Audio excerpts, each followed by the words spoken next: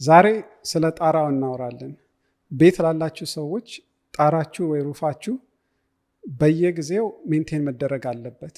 ጣራችን ከዝናብ ይጠብቀናል፣ ቤቱን ውሃ እንዳይገባበት ይረዳናል። ይሄ ሜንቴነንስ ያስፈልገዋል። ስፔሻሊ ዋሽንግተን ስቴት ውስጥ የምትኖሩ ከሆነ ብዙ ጊዜ ዝናብ አለብን። ዝናብ ሲዘንብ ጣራችን ላይ ሟስ የሚባል ነገር ክሬት ያደርጋል። ሟሱ ያድግና ጣራውን ዳሜጅ አድርጎ ጣራ ውስጥ ውሃ ዳሜጅ ያደርጋል፣ ሩፍን ያበላሸዋል ማለት ነው። የኔ ሬኮሜንዴሽን ስለ ጣራ ሁል ጊዜ በአመት ውስጥ 2 ጊዜ ትሪትመንት አለ። ወይ ሃየር ካምፓኒ አድርጋችሁ እነሱ መጥተው ትሪት ሊያደርጉት ይችላሉ። ይሄ ነገር ፓውደር ነው።